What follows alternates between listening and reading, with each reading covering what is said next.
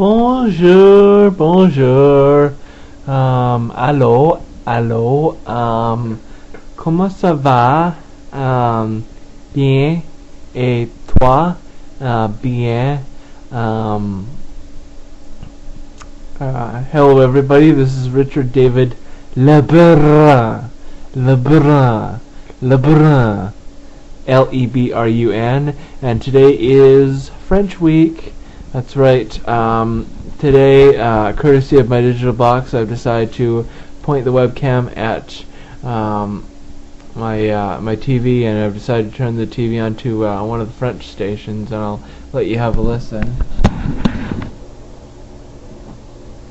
Hier, en troisième période, lorsque solidement mis en échec par Claude Giroux des Flyers.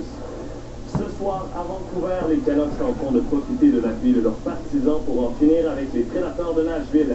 Les Canucks, en avance 3-1 dans la série, pourraient accéder à la finale de l'Ouest pour la première fois depuis 1994, année où ils avaient aussi atteint la grande finale. Tennis, Novak Djokovic et Rafael Nadal croiseront le fer en finale du Masters de Madrid demain. Djokovic a maîtrisé le surprenant brésilien Tomás Bellucci en 3 manches pour prolonger à 31 sa séquence d'invincibilité cette année. Nadal a aussi eu besoin de 3 manches pour éliminer son éternel rival, le Suisse Roger Federer. L'Espagnol a ainsi battu Federer pour une 16e fois en 24 duels. La finale des dames opposera Victoria Azarenka à Petra Kvitova. Baseball à Toronto, le lanceur des Tigers de Détroit, Justin Verlander, a complété le 2e match sans point ni coup sûr de sa carrière contre les Blue Jays.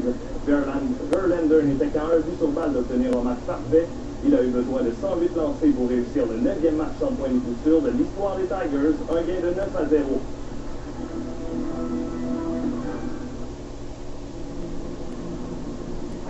Son design nous a été inspiré par le mouvement de l'archer, au moment de décocher.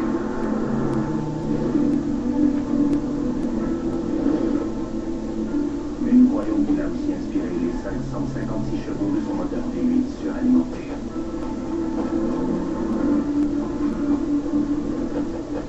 Voici le coupé CPSV de Cadillac. Plus Cadillac que jamais. Bonsoir. Avec le retour du beau temps, le pire est peut-être passé pour les municipalités inondées du Québec. En Montérégie, le niveau d'eau de la rivière Richelieu a légèrement baissé pour la première fois depuis 2 semaines.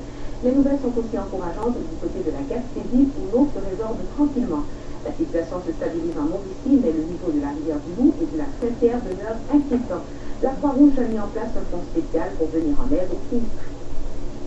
À Washington, le Pentagone a rendu public 5 vidéos saisies dans le repère d'Oussama Ben Laden au Pakistan.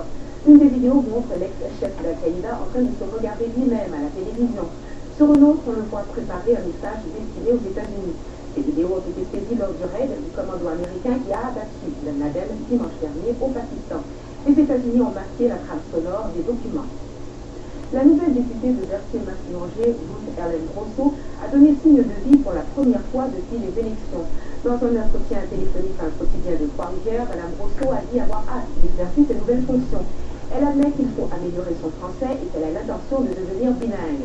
Depuis son élection, la députée a été prise en charge par une équipe du NPD qui contrôle étroitement ses débuts sur la scène politique. Voilà, et pour plus de détails sur vos nouvelles, rendez-vous sur le site internet de Radio-Canada.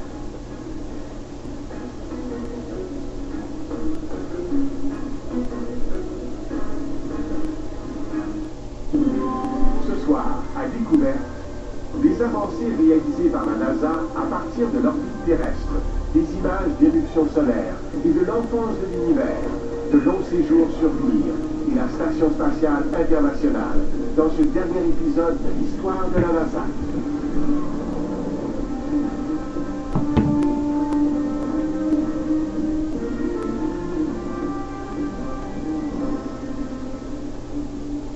Bonsoir, bienvenue à Découverte.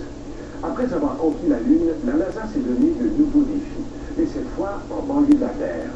Ça a donné lieu à des progrès remarquables en médecine de l'espace grâce au vol de longue durée, en astronomie avec le télescope spatial Hubble et en technologie menant à la construction de la Station spatiale internationale. Des jalons essentiels qui pourraient mener à des missions vers la planète Mars. C'est l'histoire que nous vous racontons ce soir.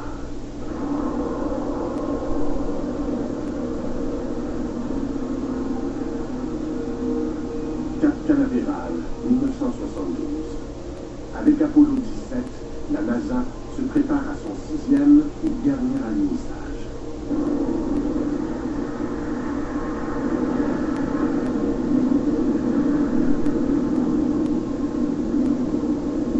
Au terme d'une première décennie, la NASA est reconnue dans le monde entier. Elle a transporté les humains jusqu'à la Lune et elle les a ramenés.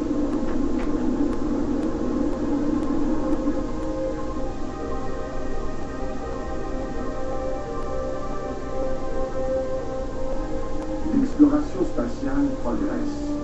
Et pour voyager plus loin de la Terre, de nouveaux explorateurs devront apprendre à vivre longtemps dans l'espace. 3, 2, 1. Fire away, Houston. Vector grid.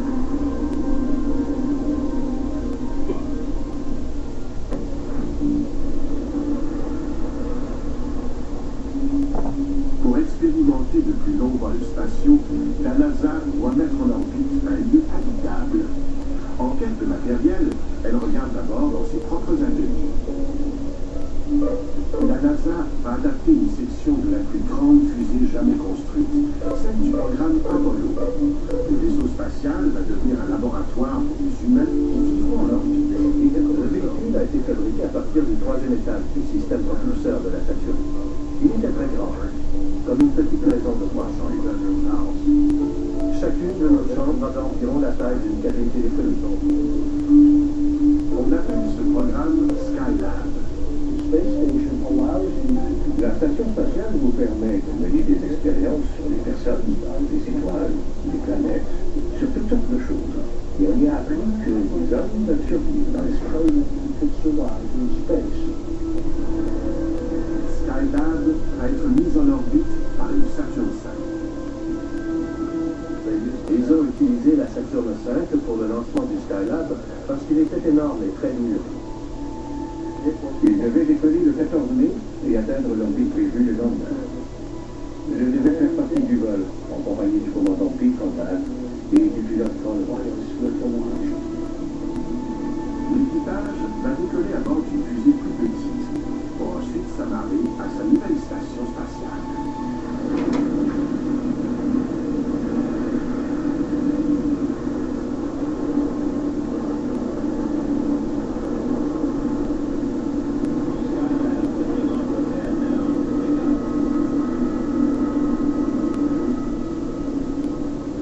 La Saturn V non habitée, qui emporte Skylab, décolle d'abord. On a regardé le lancement du Skylab, l'étoile d'un immeuble, à Cap Canaveral, et tout s'est très bien passé. Et en rentrant à la maison, on a entendu les premiers indices à la radio que quelque chose n'allait pas.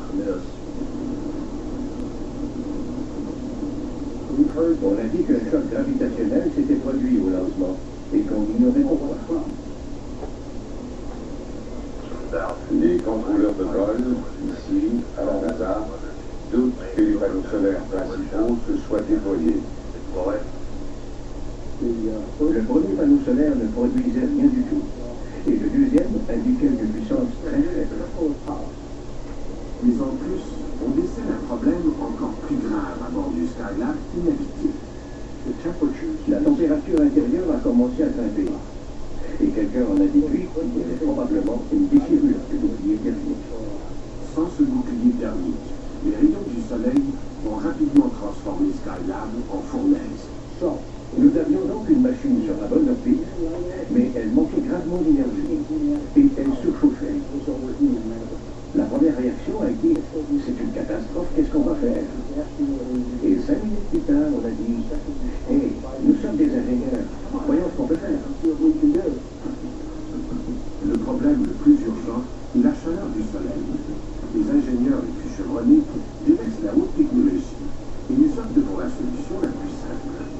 Les couturières fabriquent un parasol géant qui sera maintenu en place par des tiges. Après un délai de 10 jours, Kerwin, Conrad et White ont une nouvelle mission. Ils vont devenir les premiers réparateurs de l'espace. T-minus 7, 6, 5, 4, 3, engine sequence start, 2, 1, 0. We have launch commit and we have liftoff. The clock is running, and Skylab has cleared the tower. On a effectué le rendez-vous avec le Skylab environ 8 heures après le décollage. On a volé autour et on a filmé. Et les images étaient envoyées au sol. Ces images permettent aux contrôleurs de la mission d'évaluer la situation. C'est la première fois qu'ils voient clairement les dommages subis par la station spatiale.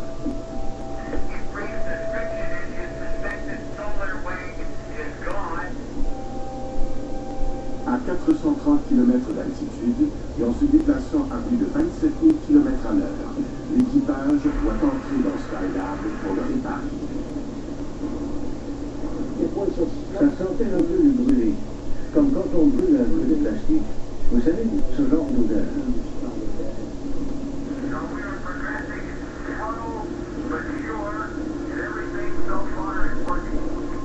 À l'intérieur du Skylab surchauffé, les astronautes se préparent à installer le parasol qui va rafraîchir la station spatiale.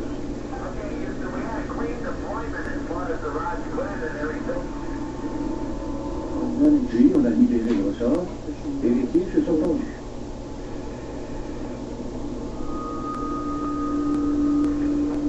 Et 3 jours plus tard, la température avait descendu à 25 degrés Celsius.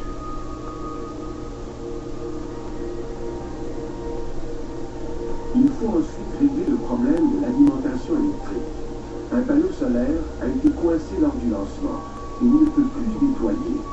Sans une réparation rapide, Skylab n'a aucun avenir. On ne pouvait pas s'inquiéter, ce qu'avait écrit. On avait aucun éclairage, rien. Mais on devait trouver un moyen. Sur Terre, dans une piscine d'entraînement, une équipe travaille sur un modèle grandeur nature du Skylab. On trouve une solution inédite. Okay, Houston, we're out there. We have this brilliant site. Le panneau solaire est coincé par un petit morceau de métal. S'ils peuvent le couper, le panneau solaire devrait se déplier et produire de l'électricité. There looks like enough room to get the cutter, and I'm trying to help you stabilize. Just take it easy. À l'aide de notre tige d'aluminium de 8 mètres, au bout de laquelle on avait placé les cisailles, on est parvenu à pincer le morceau d'aluminium qui retenait l'ensemble. Puis j'ai tiré sur la corde. Et je l'ai coupé. Je jure que j'ai entendu un craquement, mais je ne vois pas comment j'aurais pu.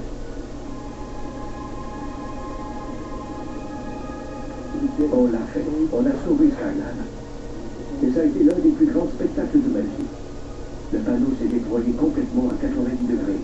Et les panneaux solaires commençaient à sortir alors que le soleil réchauffait déjà. Tout allait bien se passer. On allait mener la mission à terme. La station spatiale est maintenant en service.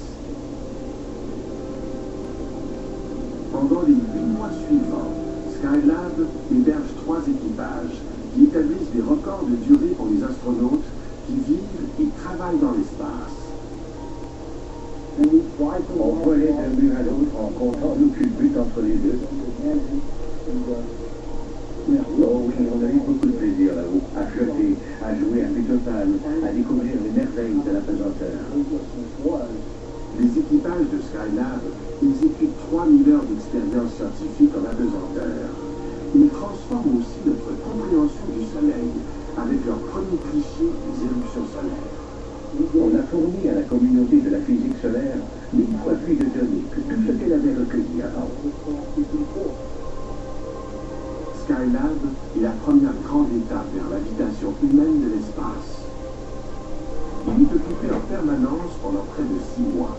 William Pogue, Edward Gibson et Jim O'Carr forment le dernier équipage de Skylab. Ils y séjournent 84 jours en orbite. Mon équipage devait faire 1h30 d'exercice tous les jours. Et au retour, quand ils nous ont évalués, ils ont dit « Vous semblez en meilleur ». Anyway, this video is coming to a close, and I just want to say bonsoir, au revoir,